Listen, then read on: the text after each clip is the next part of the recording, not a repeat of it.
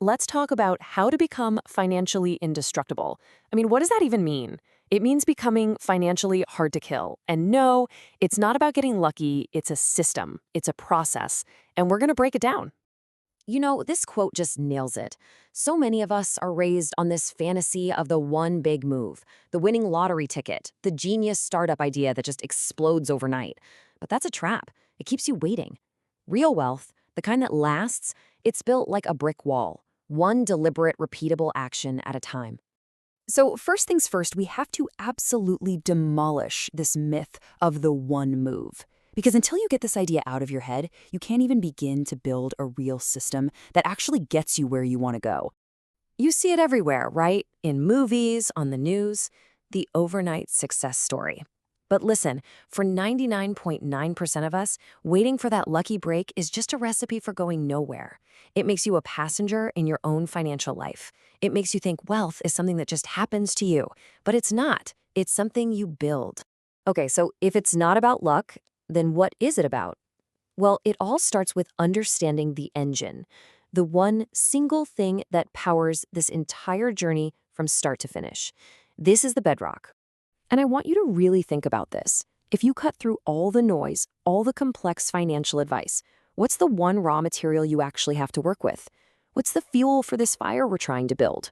And here it is. It's your surplus. It's that simple. The gap between what comes in and what goes out. This might be the single most important concept in all of personal finance. The raw material for wealth isn't your salary, it's the cash you have left over. The moment you shift your focus from how much do I make to how much do I keep, well, that changes the entire game.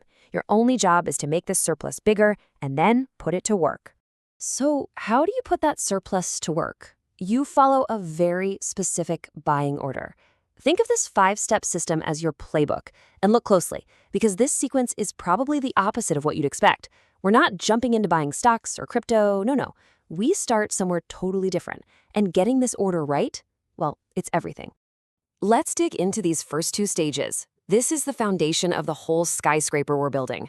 If this part is weak, the whole thing is going to come crashing down later. It starts with your most precious asset, and it's not money. Now, stage 1 is going to feel weird. The very first thing you buy with your surplus isn't an investment you'd see on Wall Street. It's your own time. That's right, you pay for a house cleaner, you use a meal delivery service, you buy software to automate tedious work. You are literally buying back hours of your life from low-value stuff so you can pour those hours into high-value stuff. And where do you pour that newfound time? Right here, into buying high-income skills. Things like coding, advanced sales, copywriting, digital marketing, skills that can dramatically crank up how much you earn. This is how you widen that surplus. You use your extra money to buy time, then you use that time to learn skills that make you more money. You see that feedback loop? That's the engine starting to roar. Okay, so you've bought time and you've used it to get some serious skills. That flywheel is spinning. Now it's time to amplify everything. This is where we go from being a one-person show to building systems that work for us. Look, being the best in the world at something doesn't matter if nobody knows you exist. Stage 3 is all about buying distribution. You use your surplus to get in front of people. That could mean running ads for your freelance work, building a social media audience, networking, creating a professional website. You're building a pipeline to deliver your valuable skill to the world at scale. And that pipeline leads us to the goal of stage 4, building a cash flow machine. This slide shows the critical difference. A job is a hamster wheel. You run, you get paid. You stop running, the money stops.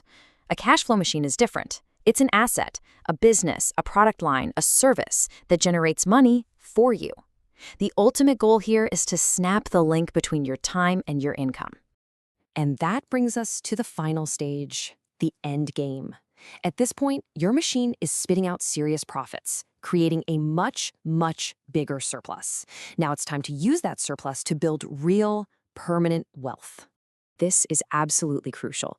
You take the profits from your cash flow machine and you buy ownership. Stocks, real estate, equity in other companies. You're taking the active income from your machine and turning it into passive income from assets that you own. You've gone from just running the machine to owning the entire factory. And there you have it. That's the whole system. Your surplus buys you time. That time buys you skills. Those skills with distribution build you a machine. That machine makes profits. And those profits buy you ownership in other assets. Now you have multiple streams of income that don't depend on each other. And that is what it means to be financially hard to kill. One bad break can't take you out of the game. So, I'll leave you with this one question. You have the 5 stages right in front of you. Take a hard, honest look at where you are on this map right now. Based on this playbook, what is the very next, most logical thing you need to buy with your surplus? Is it time? Is it a skill? Or maybe you're ready for distribution? Whatever it is, that's your next move.